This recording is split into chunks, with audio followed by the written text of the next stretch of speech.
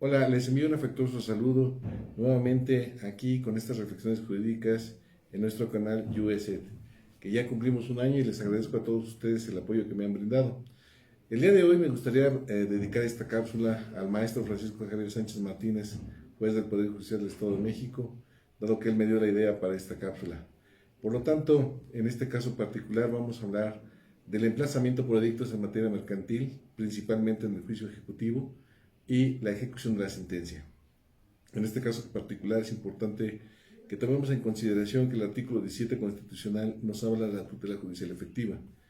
Este derecho fundamental tiene tres vertientes, que es el apartado preparatorio, el apartado instructivo y el apartado ejecutivo.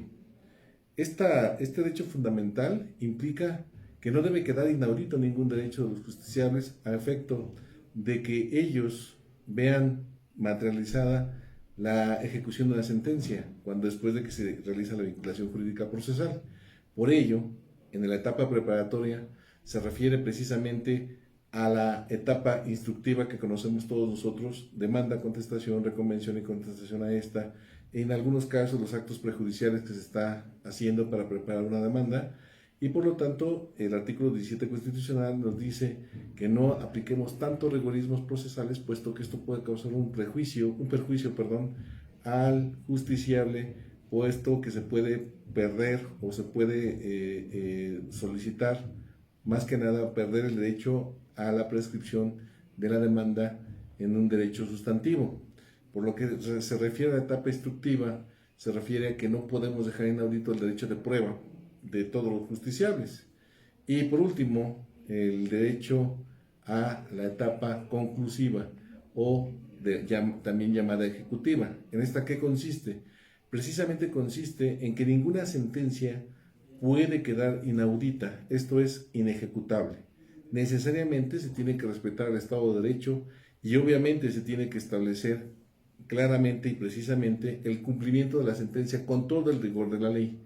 Por eso, en un momento dado, sabemos que se tiene que aplicar las medidas de apremio, que van desde un arresto, uso de la fuerza pública, rompimiento de cerraduras. Y esto implica necesariamente que se tiene que respetar el res judicatio, que no es otra cosa que la cosa juzgada. Bajo este parámetro, aterricemos esta idea en el procedimiento ejecutivo mercantil. Sabemos que el artículo 1394 del Código de Comercio nos dice que una diligencia de ejecución o autodemandamiento en forma como común se le conoce, tiene tres momentos, que es el requerimiento, el embargo y el emplazamiento. También sabemos que por diversos criterios jurisprudenciales se ha establecido que si el actor se reserva el derecho para embargar, se tiene que llevar a cabo el emplazamiento nada más, y no se lleva a cabo el embargo de bienes. Así las cosas, aquí viene una situación interesante en el artículo 1393 del Código de Comercio, en su parte final, en donde nos da la posibilidad de que podemos llevar a cabo ese emplazamiento por edictos. ¿Bajo qué supuesto? No estamos hablando de que el demandado no viva en el domicilio, porque entonces sabemos que se tendría que llevar un procedimiento de búsqueda y localización de la persona.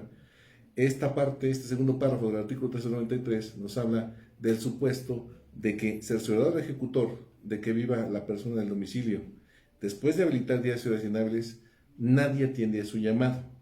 Bajo esos lineamientos, el código dice que se dan las condiciones para llevar a cabo la diligencia de manera, de forma de publicación de edictos, y en este caso particular dice que ya no es necesario girar oficios para la búsqueda y localización de la persona. Y esto es correcto porque al final del día ya existe el cercioramiento de que la persona vive ahí, nada más que existe una reticencia para llevar a cabo la diligencia. Pero aquí tendremos que hacer una reflexión.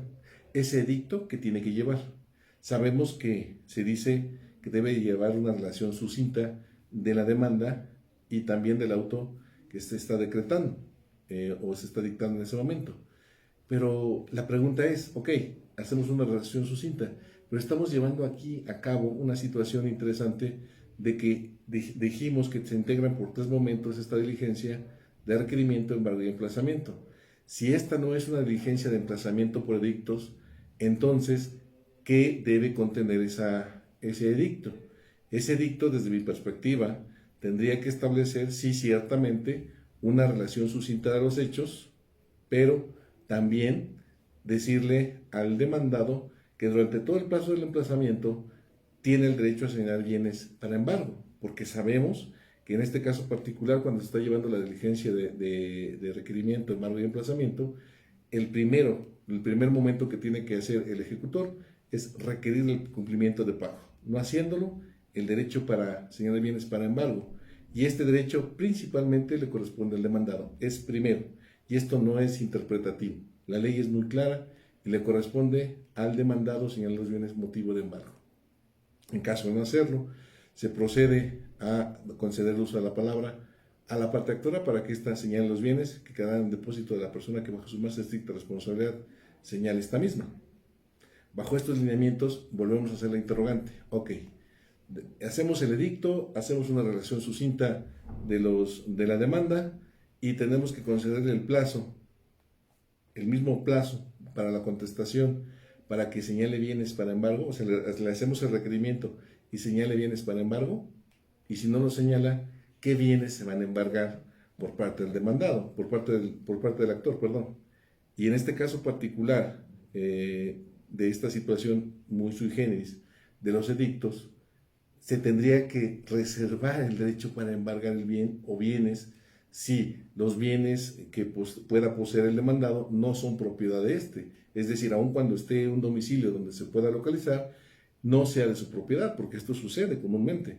Porque está a nombre de un tercero, porque está a nombre de un hermano o de un familiar, o bien está en arrendamiento.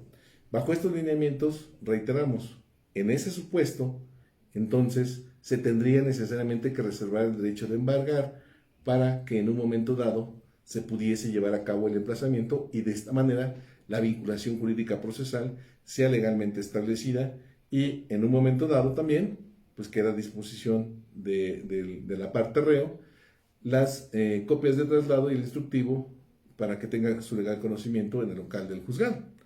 Si no va, pues sabemos que el procedimiento se tiene que llevar en su rebeldía. Se lleva todo el procedimiento, se desahogan pruebas, si es que fueron ofrecidas por la parte actora, y sabemos que se tiene que dictar una sentencia. Esta sentencia va a ser condenatoria de acuerdo a la literalidad del documento, al pago de la cantidad o al numerario que se está estableciendo en la sentencia. ¿Y esto qué implica? Implica también que tiene el derecho nuevamente a ejecutar la misma en la vía de apremio y puede llevar a cabo la diligencia de embargo. Pero volvemos a la misma temática. El demandado nunca dio la cara, el demandado no salió, o bien simplemente pudo suceder que abandonó el domicilio y ya no tenemos dónde localizarlo. Pero también puede suceder que el actor localice bienes propiedad del demandado y esté en posibilidad de poder embargar. Pero en este caso particular sabemos que el derecho para señalar primeramente los bienes es del demandado. Ese es ineludible. No podemos evitarlo, no podemos saltar ese derecho porque la ley así lo establece. Bueno, en ese caso particular, y en base a la tutela judicial efectiva que les anuncié en un principio, de no poder dejar una sentencia inejecutable, porque pensar que si el demandado se fue, si el demandado ya no está que no se puede localizar, entonces estaríamos pensando que estamos hablando de una sentencia inejecutable, que nunca vamos a poder embargar los bienes. Esto no podría ser, porque entonces violaríamos ese derecho fundamental a la tutela judicial efectiva. Por ello, esta es una propuesta que se haga también por vía edictos y que se le conceda el uso de la palabra a la parte demandada por un plazo que tenga bien señalar el operador jurídico, y de esa forma garantizamos el derecho que tiene la parte demandada para efecto de que pueda asignar bienes. ¿Cuántas veces se tendría que publicar el edicto en ejecución de sentencia? Una sola vez, y por el plazo que en un momento dado el operador jurídico le concede 3, 5, 8 o hasta 30 días para que válidamente pueda señalar los bienes para embargo. ¿Y dónde se va a publicar el edicto? El edicto tendría que tener las mismas reglas del edicto para el emplazamiento, que tendría que ser publicado en un diario de mayor circulación nacional, porque estamos hablando de una ley federal, y bien a través del diario oficial de la Federación. Bajo estos lineamientos, de ninguna forma quedará inaudito el derecho de la parte actora, porque si bien es cierto, somos muy garantistas para los derechos de la parte demandada, no podemos no proteger los derechos de la parte actora, porque en este caso particular, en la parte actora, si tuviese bienes para señalar para embargo, se le está concediendo y se le está respetando el derecho a la parte demandada de poder señalar bienes para embargo a través de esta publicación de dictos. Considero, a lo mejor opinión de todos ustedes, que de esta manera se está garantizando la tutela judicial efectiva de manera, valga la redundancia, de manera efectiva y de manera real, a efecto de que no pudiese quedarse inaudito el derecho de la parte actora a poder ejecutar la sentencia o rematar los posibles bienes que pudiese tener.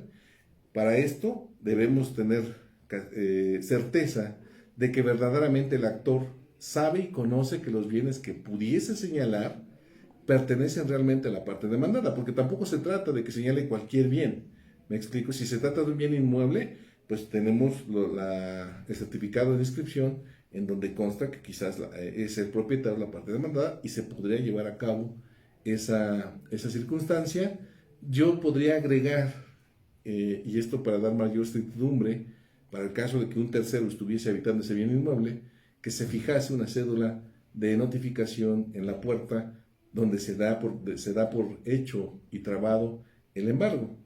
Por lo tanto, creo yo, y también viene a colación esto, la frase sacramental que se utiliza de trabar, formar ejecución de embargo, es eso, sacramental, pero ya no es de forma, porque el hecho de que el ejecutor no establezca esta circunstancia de trabar, formar ejecución de embargo, no invalida su actuación judicial. Mientras observe las formalidades que establece el Código de Comercio, es válido y es firme el embargo que llegase a trabar. Por eso les digo que necesariamente sí, yo, salvo mejor opinión de todos ustedes, considero que sí se tendría que poner una cédula si el inmueble está ocupado por un tercero, porque a lo mejor no está ahí el demandado tampoco, pero el inmueble es de su propiedad. Entonces creo yo que para que pudiese deducir los derechos esa persona que se está ocupando del inmueble, necesariamente tendría que tener conocimiento de la cédula de notificación. Todas estas son ideas, son perspectivas que tendremos que concretizar poco a poco, porque esto no está previsto ni en el Código Federal de Procedimientos Civiles, ni en, ni en los códigos adjetivos locales.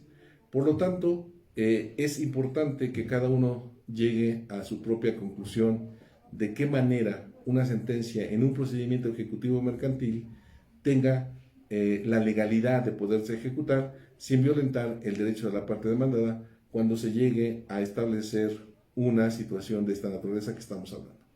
Quedo a su disposición a todas sus preguntas y cuestionamientos que puedan ustedes formular en la parte de abajo. Ustedes, con gusto, yo daré respuesta cuando se dé la oportunidad para ello. Muchas gracias.